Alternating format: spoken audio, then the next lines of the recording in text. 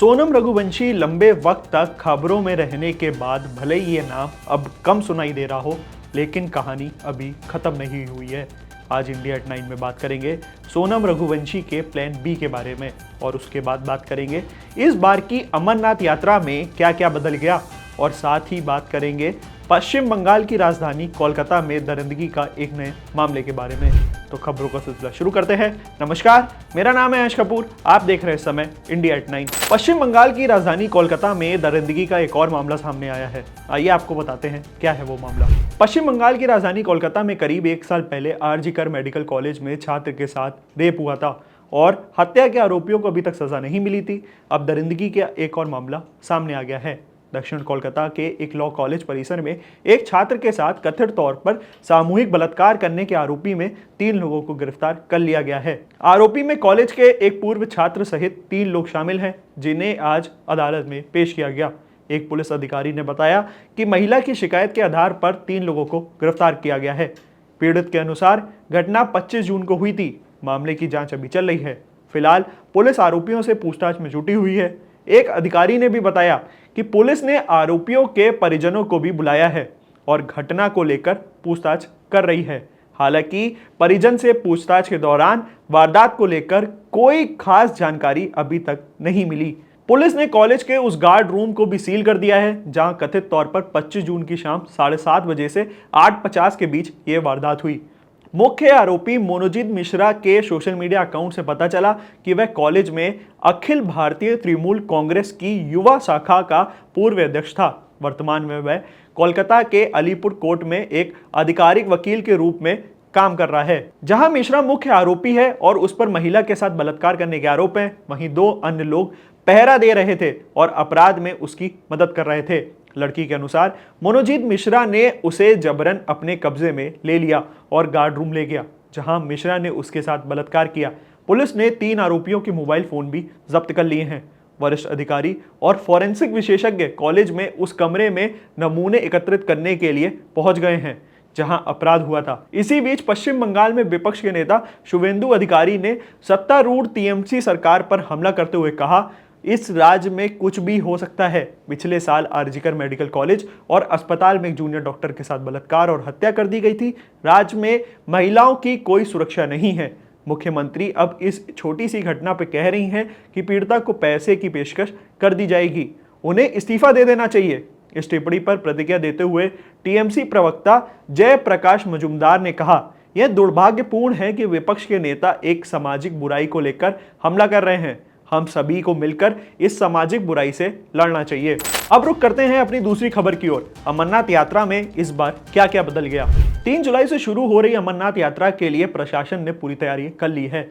पहलगाम आतंकी हमले के बाद अमरनाथ यात्रा पर जाने वाले श्रद्धालुओं की सुरक्षा के लिए विशेष इंतजाम कर लिए गए हैं। अब यात्रियों को अकेले सफर करने की अनुमति नहीं दी जाएगी, वह सुरक्षा काबिलों के साथ ही सफर कर पाएंगे। डिविजनल कमिश्नर रमेश कुमार और आईजीपी ने बताया कि अमरनाथ यात्रा के लिए प्रशासन पूरी तरह तैयार है। इस दौरान सुरक्षा और सुविधा पर विशेष ध्यान दिया जाएगा। इस साल अमरनाथ यात्रा 3 जुलाई से शुरू हो रही है। इसे लेकर प्रशासन और सुरक्षा एजेंसियों ने अपनी तैयारियों को अंतिम रूप दे दिया है। आईजीपी बीएसएफ ने बताया कि 1 जुलाई से ट्रैफिक पुलिस की विशेष एडवाइजरी भी लागू कर दी जाएगी। हर यात्री को सुरक्षा काफिले के साथ ही यात्रा करनी होगी। स्वतंत्र यात्रा की अनुमति नहीं दी जाएगी। लखनपुर से जम्मू तक नेशनल हाईवे 44 मार्ग की पूरी तरह घेराबंदी कर दी गई है। इसके साथ ही कई जगहों पर सीसीटीवी कैमरे भी लगा दिए गए हैं ताकि निगरानी प्रभावित रूप से करी जा सके। उन्होंने यह भी कहा है कि यात्रियों को नियमों का पालन करना होगा और अकेले यात्रा से बचना होगा। सुरक्षा की दृष्टि से सभी आवश्यक उपयोग कर दिए गए हैं। सुरक्षा सुनिश्चित करने के लिए रिसेप्शन सेंटर पर यात्रियों को RFID कार्ड दिए जाएंगे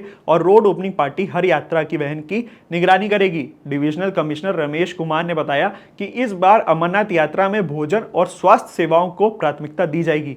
5 लाख श्रद्धालुओं के लिए खाना और आवास की व्यवस्था कर दी गई है। विशेष रूप से 50,000 यात्रियों के रुकने के लिए 106 सेंटर तैयार किए गए हैं, जहां ठहरने की अत्याधुनिक सुविधाएं मौजूद हैं। 30 जून से भगवती नगर बेस कैंप पर ऑफलाइन पंजीकरण की प्रक्रिया भी शुरू हो जाएगी। साथ ही मेडिकल सर्टिफिकेट अनिवार्य होगा और RFID कार्ड बनाए जाने के लिए 5 केंद्र निर्धारित किए गए हैं। यात्रियों को 180 स्थानों पर तैनात प्रशासन व सुरक्षा टीमों का सहयोग करना होगा। इस वर्ष रेल मार्ग से अमरनाथ की अनुमति नहीं दी गई है। सभी श्रद्धालुओं को सिर्फ निर्धारित सड़क मार्ग पर ही सुरक्षा काफले के माध्यम से ही यात्रा करनी होगी। इसके अलावा वृद्ध अमरनाथ यात्रा के लिए अलग से जिला स्तर पर दिशा निर्देश जारी किए गए हैं, जिनका प्लान अनिवार्य है। रमेश कुमार ने बताया कि 2 जुलाई की सुबह उपराज्यपाल यात्रा की विधिवत शुरुआत करेंगे। इस बार 3 प्रकार के दर्शन उपलब्ध होंगे और पंजीकरण की सुविधा ऑनलाइन और बैंक माध्यम से भी उपलब्ध रहेगी। अब बढ़ते अपनी तीसरी खबर की ओर और जानिए सोनम रघुवंशी का प्लान भी क्या था। सोनम रघुवंशी लंबे वक्त तक खबरों में रहने वाला ये नाम भले ही अब कम सुनाई दे रहा हो, लेकिन कहानी अभी खत्म नहीं हुई है। सोनम पुलिस की गिरफ्त में है और उसके राज धीरे धीरे साजिश और उसकी सारी परतें खुल रही हैं। राजा रघुवंशी के परिवार की मांग है कि उनके बेटे को उनसे छीनने वाले को फांसी की सजा मिलनी चाहिए, लेकिन कहानी फिर से एक और नया मोड़ लेते हुए नजर आ रही है। दरअसल इस मामले में सोनम और उसके प्रेमी राज कुशवाहा के अलावा जिन 3 आरोपियों को पहले ही दिन पकड़ लिया गया था, उन्होंने कोर्ट में केस को घुमा दिया है। इंदौर में हनीमून मनाने मेघालय आए राजा रघुवंशी की हत्या 23 मई को हुई थी और करीब 11 दिन बाद उसकी लाश शिलोंग की एक खाई में मिली। शुरुआत में माना गया था कि राजा की हत्या हो गई है और सोनम को अगवा कर लिया गया है, लेकिन तफ्तीश में मेघालय पुलिस को सोनम की साजिश के सुराग मिल गए और 8 जून की रात को 3 आरोपियों को पकड़े जाने की खबर आई। बाद में सोनम खुद पुलिस के सामने आ गई थी। हत्या के मुख्य आरोपियों के तौर पर सोनम, प्रेमी राज कुशवाहा और उसके 3 साथी आकाश राजपूत, विशाल चौहान और अनंत कुर्मी को पकड़ा गया था। शुरुआत में शिलोंग पुलिस ने दावा किया था कि सभी आरोपियों ने हत्या में अपना गुनाह कबूल कर लिया है, लेकिन अब मामले में नया मोड़ आ गया है। दरअसल आकाश राजपूत और आनंद कुर्मी ने मजिस्ट्रेट के सामने चुप्पी साध ली। राजा रघुवंशी मामले की जांच कर रही एसआईटी को लीड कर रहे शिलोंग के एसपी ने जानकारी दी है कि आकाश राजपूत और आनंद कुर्मी गुरुवार को मजिस्ट्रेट के सामने पेश हुए थे, लेकिन दोनों ने कोई भी बयान देने से मना कर दिया।